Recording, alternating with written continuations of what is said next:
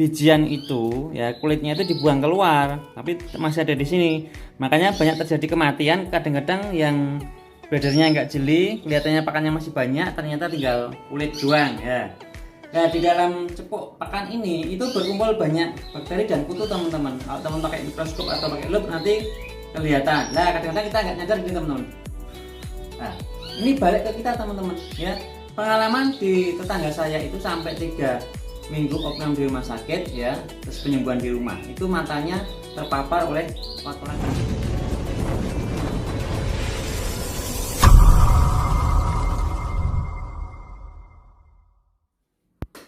Oke guys, sebelumnya assalamualaikum warahmatullahi wabarakatuh. Ketemu lagi di channelnya Pak Guru di Jemari Kreatif, masih membahas tentang dunia kenari di Indonesia teman-teman ya. Kali ini Pak Guru akan menyampaikan tips yang akan mempermudah teman-teman dalam menjaga kesehatan diri teman-teman ya. Ada beberapa hal yang mungkin itu remeh dilakukan oleh orang-orang, tetapi cukup berbahaya teman-teman. Ya, kenapa sangat berbahaya? Karena di kegiatan tersebut ya kita akan terpapar oleh banyaknya bakteri atau debu yang mengandung kutu, yang itu bisa berakibat fatal terhadap penglihatan kita. Apa itu teman-teman? Oke, saya praktekkan teman-teman ya. Yang pertama, jadi teman-teman sekalian ya, yang saya sebut adegan berbahaya itu adalah berbahaya untuk kesehatan kita teman-teman. Jadi teman-teman kalau di rumah punya kenari yang banyak, kadang-kadang nggak terasa ya, walaupun mungkin simple, nggak nyadar, tapi cukup berbahaya. Apa teman-teman? Ini di pakan kita ini, itu kan kalau kenari itu kan tidak semua bijian itu ya kulitnya itu dibuang keluar, tapi masih ada di sini.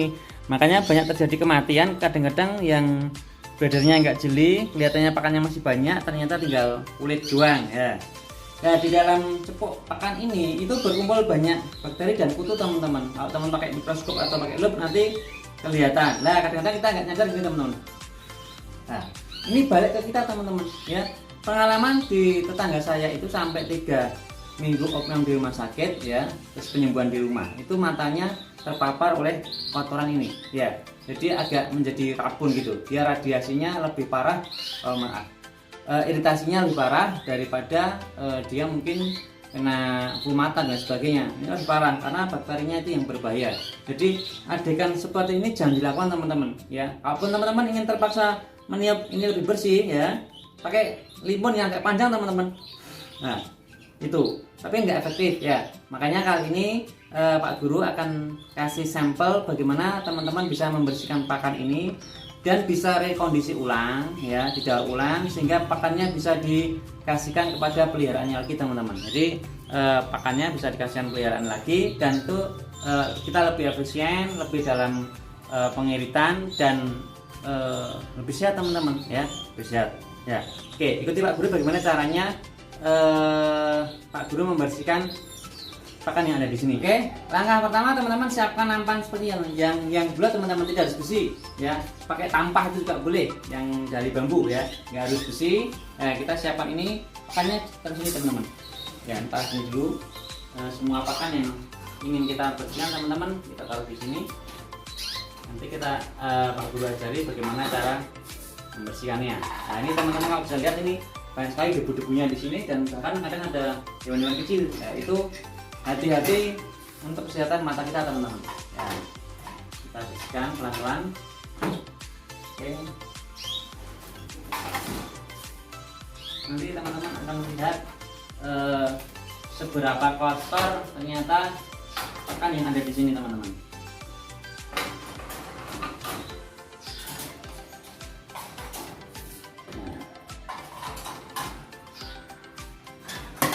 Nah, satu teman-teman apa kita bersihkan.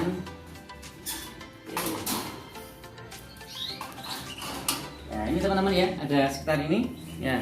Oke, kita lanjutkan untuk tahap pembersihannya teman-teman. Saya siapkan medianya dulu. Nah ini teman-teman, ini pakan yang kita ambil dari cepuk pakan tadi ya. Kita bersihkan. Caranya yang pertama, siapkan untuk tempat kotoran dulu teman-teman. Kalau teman-teman di lapangan terbuka, di kebun atau apa, nggak masalah. Ini di lapang breeding, saya kasih ini tempat kotoran ini ya. Pertama teman-teman, dengan nampan ini kita putar teman-teman. Nah, monggo lah penaknya mau dalam jam atau keluar dalam jam, yang penting diputar teman-teman. Maka nanti partikel-partikel yang ringan akan berkumpul teman-teman. Nah, ini akan berkumpul teman-teman. Kita ambil dulu atasnya. Nah, ini tinggal kulit semua teman-teman. Ini kulit semua nih. Nah, ini kulit semua teman. Kita buang.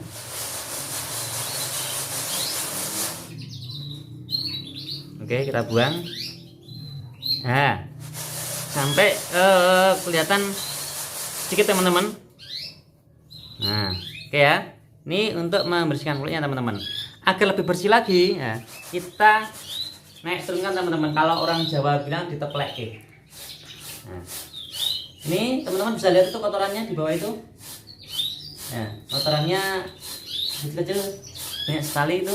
Nah, ini dengan otomatis sebagian debu-debu yang berbahaya bisa hilang teman-teman. Nah, kita lakukan langkah seperti ini ya, sampai memang benar-benar pakan ini bersih teman-teman. Nah, kita balik. Nah, ini apa itu kulit-kulit yang kecil akan terhempas semua teman-teman ya, bahkan sampai partikel yang kecil. Nah, teman-teman bisa lakukan secara berulang sampai pakan ini benar-benar bersih kembali secara visual tentunya ya. Kegiatan seperti ini tidak berarti menghilangkan partikel yang besar teman-teman ya. Kotoran itu tidak akan hilang ya. Nanti ada teknik berikutnya bagaimana agar kotorannya hilang. Nah, ini kan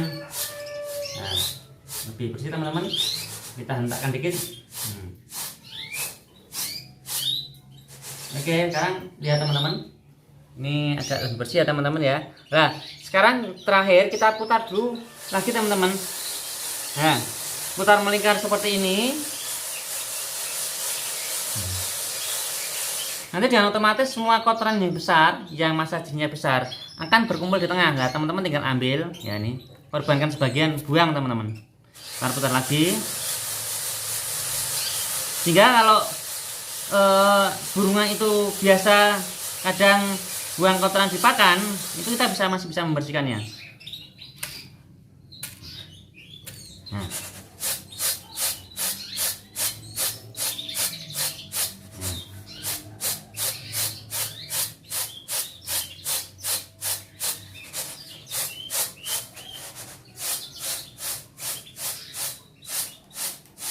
Oke, udah bersih ya teman-teman ya. Nah, ini jangan langsung diberikan teman-teman, kita ke proses selanjutnya ya. Karena kalau kita berikan ini termasuk masih banyak debunya, masih banyak kotorannya ya. Kotoran yang tidak terlihat teman-teman ya. Kita ke proses berikutnya yaitu proses pemanasan ya. Jadi nanti ini bagian ini kita lakukan proses pengolahan langkah berikutnya teman-teman. Oke, ikuti Pak Guru terus. Oke teman-teman, langkah berikutnya adalah kita melakukan pemanasan atau mensangrai pakan sisa tadi. Yang pertama teman-teman nyalakan kompor dulu dengan api kecil ya teman-teman, jangan terlalu besar. Kalau apinya besar nanti bisa hangus, malah justru burung nggak suka makan ya. Kita letakkan nampannya dulu ya, kita gunakan api kecil. Kemudian sisa pakan kita tuang teman-teman, kita tuang. Nah, ini kita aduk sampai rata, pelan-pelan gitu, sehingga panas bisa merata teman-teman. Dengan proses pengadukan semacam ini, itu partikel-partikel akan cenderung berkumpul di bawah teman-teman, sehingga kutu-kutu atau kuman yang ada itu seiring waktu dia akan mati di bawah ya teman-teman ya. Ya, kalaupun tidak mati di bawah, semakin ini panas bijiannya juga akan mati teman-teman. Ini lebih aman ya. Jadi kenapa Pak Guru tidak menggunakan yang dicuci biar nggak lama. Ini sudah teman-teman, katanya sudah matang ya. Nah, aduk sampai rata. Teman-teman bisa dipegang ya, kalau panasnya sudah mencukupi. Biasanya sekitar 60 sampai 70 derajat sih kalau mau diukur ya. Kita matikan apinya dulu ya, baru habis ini kita siapkan tempat untuk menampung pakan sangrai sisa ini ya, kita tuang teman-teman, kita tuang ya pelan-pelan biar enggak tumpah ya, pelan-pelan. Oke ya, ini insya Allah lebih aman untuk burung kita teman-teman. Jadi kita menghitung efisiensi dari pakan ini. Jadi teman-teman jangan terlalu boros ya, pakan dibuangin begitu saja, karena di situ secara bisnis ada uang kita yang kita gunakan untuk pembelian pakan teman-teman. Nah berikutnya dengan langkah yang sama ya, kita bisa lakukan yaitu untuk menambah pakan fresh teman-teman ya. Pakan fresh, pakan yang masih kita beli baru ya, kita lakukan dengan yang sama. Kita tuang nih, saya menggunakan 1 kg teman-teman pakan fresh, karena tadi yang pakan sisa saya perkirakan juga 1 kg. Jadi kita membuat perbandingan 1:1 ya teman-teman, itu lebih aman ya. Jangan lebih dari itu teman-teman ya, jangan lebih dari itu. 1:1 kita aduk sampai rata. Kita nyalakan juga dengan api yang kecil ya teman-teman. Kita aduk seperti pertama kali tadi nah, oke, sampai benar-benar panasnya merata. Nah baru ini kita campurkan, kita mix dengan pakan sisa tadi teman-teman ya. Kita mixkan pakan yang baru fresh ini dengan pakan sisa ya, pakai cepuk atau apa teman-teman untuk menuangkan kalau memang dirasa terlalu panas ya teman-teman ya. Kita tuang. Nah ini kita jadikan di satu tempat, berarti ini perkiraan ada sekitar 2 kg pakan teman-teman ya, 2 kg pakan. Oke, kita tuang, panas teman-teman, hati-hati ya, tuang sisanya. Nah selanjutnya setelah kita jadikan satu, kita bisa menambahkan dengan pakan bijian yang lain teman-teman. Ini sudah kita gabungkan jadi satu seperti ini teman-teman ya. Nah ini kita mix, kita aduk dulu teman-teman. Ini masih panas tuh teman-teman, hati-hati teman-teman, kalau tangannya enggak kuat ya diaduk aja pakai sendok atau pakai cepok itu teman-teman ya. Ini masih panas nah, karena baru saja diambil dari penggorengan ya.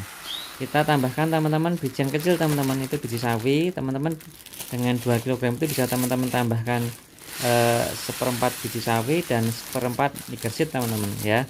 Jadi perbandingan tadi 1 1/4. Nah, kenapa ini Pak Guru tidak sangrai? Karena ini bijiannya terlalu kecil teman-teman. Nanti kalau kita sangrai malah justru hangus dan tidak dimakan teman-teman. Jadi ini kita nggak sangrai, ini sudah cukup membunuh kuman yang ikut di pakan tersebut teman, karena masih dalam keadaan panas teman-teman ya. Ini lebih meminimalkan kan gitu, masuk telur-telur cacing. Nah ini kita lihat teman-teman, pakannya sudah benar-benar mix seperti pakan kemasan ya teman-teman ya. Nah ini adalah cara bagaimana kita membersihkan pakan sisa ya teman-teman. Oke ya, jadi itu tadi cara Pak Guru ya merekondisi atau membersihkan sisa pakan yang ada di pok pakan, atau mungkin teman-teman yang jatuh-jatuh di lantai dibersihkan, daur ulang kembali sehingga menjadi pakan yang masih layak konsumsi teman-teman ya. Pertanyaannya yang pertama adalah, Pak Guru kenapa kok nggak dicuci kan gitu ya. Jadi saya memang jarang melakukan pencucian teman-teman, karena kalau kita mencuci itu butuh proses yang panjang ya, kadang-kadang nggak bersih malahan. Terus kalau teman-teman pengeringannya di musim penghujan, kadang-kadang nggak sinar matahari, maka bijian itu tidak akan benar-benar kering ya. Justru kalau dia tidak benar-benar kering, maka nanti kadang-kadang bijiannya itu akan berwarna kecoklatan ya, dan bisa timbul jamur ya. Itu masalah yang, tetapi kan toh ini hanya membersihkan untuk menghilangkan kuman atau menghilangkan bakteri atau kutu-kutuan gitu teman-teman. Jadi melalui proses pemanasan kita sangrai itu aja ya, itu kan sudah bersih teman-teman ya, sudah bersih ya. Tinggal teman-teman kalau beli di toko pakannya qualified ya, teman-teman akan mendapatkan pakan yang bersih seperti ini teman-teman ya. Jadi di toko pakan langganan saya itu pakan bijian itu sudah di blower, sehingga yang keluar memang benar bersih dan nggak ada kulitnya teman-teman ya, lebih aman. Jadi satu itu kenapa tidak Pak Guru lakukan pencucian ya, menurut saya kurang efektif ya. Kalau bisa sih hasilnya maksimal, tapi biasanya kurang efektif. Pertanyaan kedua teman-teman, Pak Guru tambahin nutrisi boleh nggak? Silahkan ya. Kalau teman-teman tahu komposisinya, mau dikasih temulawak biar nafsu makannya tinggi, mau dikasih apa itu ginseng atau jahe biar naikkan birahi, kasih telur dan sebagainya, mau kasih minyak ikan monggo ya.